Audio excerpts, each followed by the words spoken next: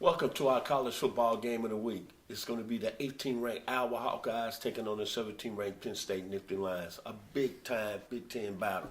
I'm your host, Vincent Turner. Joining me today is my college football insider, Mr. Paul Ploener. Mr. Ploener is going to break down Penn State as I'm going to break down the Iowa Hawkeyes. Before we get started, we'd like you to click on the Amazon link and see all the good jerseys that we might have from the University of Iowa or the University of Penn State. So let's get this party started as Mr. Ploener is going to give you the reasons why Penn State is going to win on Saturday in a Big Ten battle. Penn State is 5-2, and their two losses were 1 point to Ohio State, and have to say that could have gone either way. And I think some coaching decisions were kind of questionable in that game, and they should have probably gone for a field goal. And that fourth down play at the end of the game was very questionable. So we're going to have to say that they also lost by 4 points to Michigan State, another close game. So as the ball bounces, they could be 7-0, and talented enough to be in contention for the playoffs. But right now, they're playing for a bowl game, as close as possible to New Year's Day. So right now, they're playing Iowa, who lost to lost to Wisconsin 28-17. And the Penn State offense is what we're going to talk about first. 38 points per game, and they're coming in as a 4.5-point favorite in this game against Iowa at Beaver Stadium in State College, Pennsylvania. And of course, we want to talk about Trace McSorley. And I looked at what the experts think, and they project him to account for about 300 yards of offense this week, both running and passing the ball. He's I'd say an okay passer, 54% completion rate and 128 quarterback rating. I've seen better by the quarterbacks, but where he's really key is his rushing. He's good for 554 yards rushing this year, including 175 yards rushing versus Ohio State. So the key for Penn State will be the offensive line's performance against the defensive line of Iowa. Iowa's got a very stout defense. And of course, the Big Ten is known for the big guys on the offensive and defensive line. In Iowa, they feed them a lot of corn cakes and pancakes, and you know how it goes in Iowa. These guys are big. And so I have to say that the running back, Miles Sanders, is going to have to really get some running. He's 6.5 yards per carry. But also I want to give a shout out to their backup. He's like a third or fourth string, but number 20, Jonathan Thomas, had a big kickoff return of 94 yards against Indiana that set up the winning score last week against Indiana. So I think they've got a lot of ability, and I think they're going to bring some guys in that have that ability. Of course, wide receiver number 84, Juwan Johnson, 24 receptions and 1 TD. KJ Hamler, 22 receptions and 5 TDs. I guess he's their red zone receiver. And also number 10, Brandon Polk, 9 receptions and 2 TDs. And often overlooked is the Penn State defense, but they're historically known as linebacker U. And I know that my cohort here loves to talk about history, but let me tell you, Penn State has some great linebackers, such as Jack Ham of the Pittsburgh Steelers, Sean Lee, right now playing for the Dallas Cowboys, and of course Matt Millen, a famous alum from San Francisco. He played for the San Francisco 49ers, and there are a lot more out there in the league. So linebacker number 6, Cameron Brown, 36 tackles and 1 forced fumble, and also linebacker Jan Johnson, 37 tackles and 1 interception.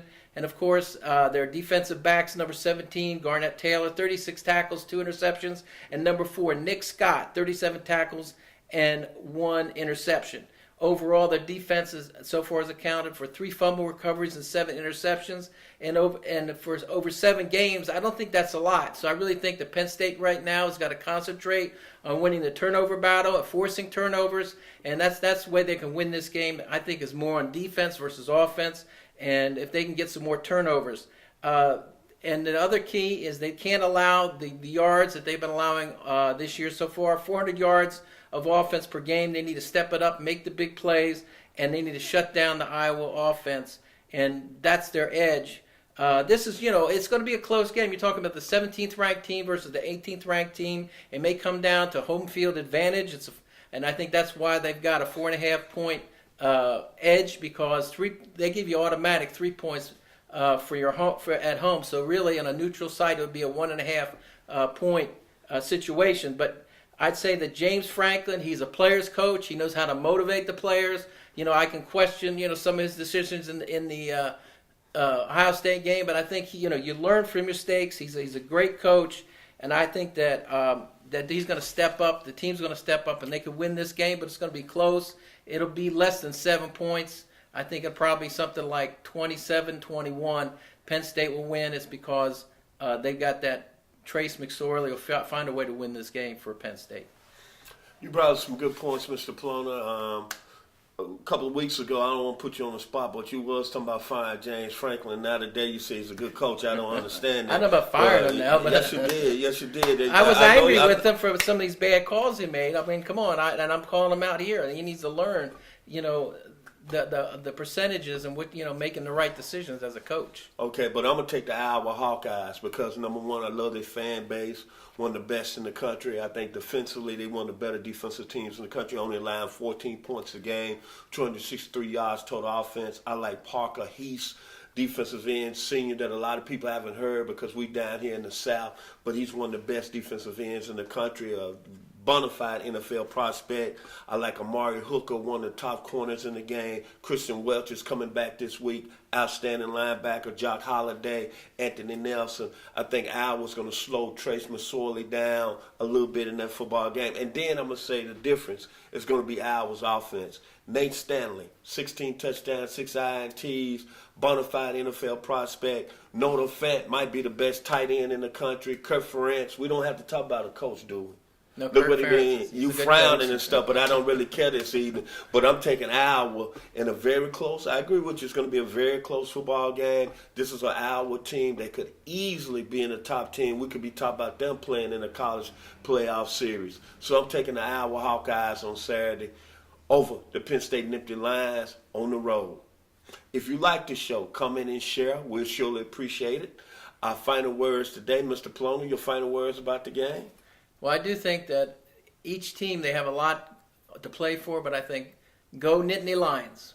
And I'm going to say this. Hawkeye, Iowa, I got you on Saturday, baby. Don't let me down. You've been watching College Football Game of the Week. Iowa taking on Penn State. Have a blessed day.